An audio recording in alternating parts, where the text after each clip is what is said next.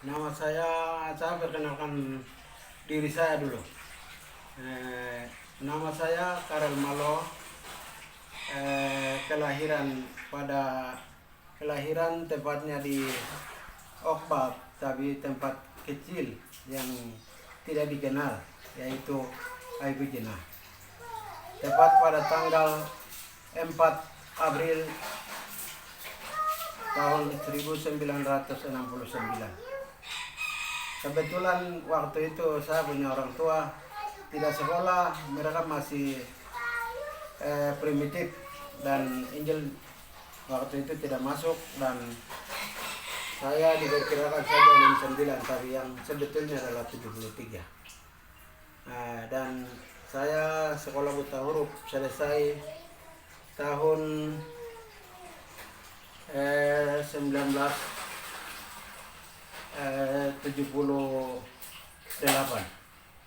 Kemudian dari situ saya masuk SD tahun 1978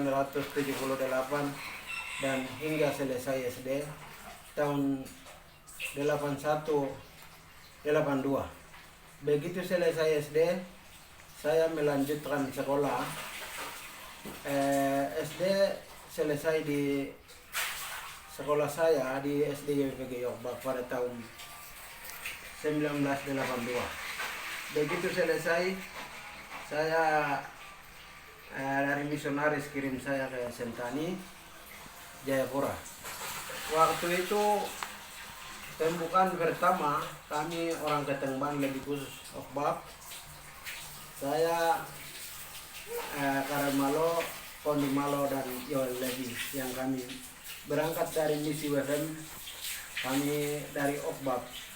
Begitu selesai SD tahun 82, tahun itu juga kami dalam keadaan tidak pakai pakaian waktu itu, sehingga terpaksa saya punya kakak yang kerja di misionaris kasih celana satu, memang jatuh-jatuh, tapi saya terpaksa pakai dengan tali ikat baru satu ke Sentani, Jayapura, dan kami tinggal di pos 7 kompleks misi WFM. Dari situ terima kasih, lanjutan dari itu saya sudah sampai di Sentani. Waktu itu orang tua tidak tahu, maka misionaris kasih sekolah kami di SD SMP YPG Sentani, dan juga kami sekolah di situ ujiannya di SMP Negeri 1 Sentani pada tahun 1985. Jadi SMP kami masuk dari Okbab ke sini itu tahun 1982, lanjut ke Sentani. Kemudian selesai SMP tahun 85. Begitu selesai saya lanjut SPG. Jadi di situ orang tua juga, kami di sana tidak ada guru sama sekali. Makanya saya punya keinginan ada teman-teman atau yang lain tawarkan saya masuk di SMA. Ternyata pilihan saya sendiri. Di sana daerah saya tidak ada guru, akhirnya saya punya kerinduan harus saya masuk di SPG. Jadi waktu itu selesai SMP tahun 85, saya masuk di SPG Negeri AB. Tahun 85 juga begitu selesai saya masuk. Dan 3 tahun saya belajar di situ. Dan juga di situ tidak ada orang tua, akhirnya saya tinggal di asrama Kamkei. Waktu itu didirikan oleh sosial, dan dulu asrama yang didirikan di Jayawijaya, karena waktu itu kami Kabupaten Pegunungan Bintang belum ada, maka kami masuk di Kabupaten Jayawijaya, yaitu di asrama Nayak. Tapi saya dengan teman saya yaitu Melki Sekenyak, kami tinggal di sana tanpa makan. Akhirnya saya jatuh sakit, ini tidak selesai di SPG Negeri AB. Kelas 3 saya gagal, kemudian dari situ kepala SPG tidak terima, saya ujian juga di SPG Akadok 8 Jayapura. Jadi di sana saya sekolah sekitar ya 4-6 bulan. Begitu selesai di sana kami anak-anak Pegunungan Bintang yang sekolah adalah di Dok 8 Andi Lebi, dari Okbab itu Andi Lebi dengan Karel Malo. Karel Malo saya sendiri. Jadi kami dua yang studi bersama dengan teman-teman kami dari Kiwirok. Itu Adi Taop, Selotius Stepmul, dan juga Nicholas Kalamabin. Mereka 3, kami 2, jadi kami 5 orang. Yang sekolah di situ, mereka semua waktu itu kami ujian tahun 88-89. Begini. 1, 2, 3. Lanjut lagi. Selanjutnya kami ujian di tahun 88-89 kami ujian. Ternyata mereka 3 jatuh ujian, saya lulus ujian dari SPG. Waktu itu tahun 88-89. Jadi begitu selesai sekolah, perjalanan saya harus lanjut. Saya tinggal dengan sopir orang Jawa dari Jawa, Trenggalek, yaitu Sukurame. Saya tinggal di Dok 5 atas, dan kakak itu sebagai kakak saya, walaupun orang Jawa tapi dia bisa biaya saya, bisa kasih makan. Akhirnya saya besar dengan mereka, dan rencana kami dari situ kami ke beli tiket kapal Velni di Jayapura, tujuan saya ke Surabaya. Ternyata orang tua di sana sepakat tidak ada guru sama sekali. Ada guru dari Jaya Wamena, kemudian ada juga dari Biak seperti Pak Alphonse Samsium dengan Pitman Biober, itu guru saya dari Biak Nomor, dan juga satu Biak Kota. Akhirnya mereka semua pulang, orang tua kecewa, sekolah di sana SD YPG Okbab, ibu kota distrik sekarang Okbab. Ini tidak ada guru, akhirnya masyarakat di sana tidak sekolah, kacau, dan ada perumahan guru 2, tapi di situ jadikan Yosim, tempat atraksi Yosim. Yaitu tradisi ini juga bukan tradisi adat dari kami, tapi mereka bawa mungkin dari pantai, jadi ajaran mereka. Dan lagi-lagi perempuan yang bisa sekolah mereka kacau, tidak bisa. Akhirnya kelas juga saya perjalanan saya ke Surabaya untuk lanjut saya sudah selesai SPG, lanjut ke UGM atau ini rencana saya, tapi gagal dari rencana itu. Akhirnya saya pikir-pikir juga ada tawaran dari kelas Okbab, kelas Bibab, waktu itu Pak Pius Ruan, dan mereka punya keinginan seperti ini. Tidak boleh adik pergi karena daerah kami masih rawan, tidak ada guru yang membantu kami. Akhirnya saya ambil keputusan menjadi guru. Saya tidak pengalaman, tapi begitu selesai dari sekolah, saya ambil keputusan bahwa saya bisa kembali ke daerah untuk membantu orang tua.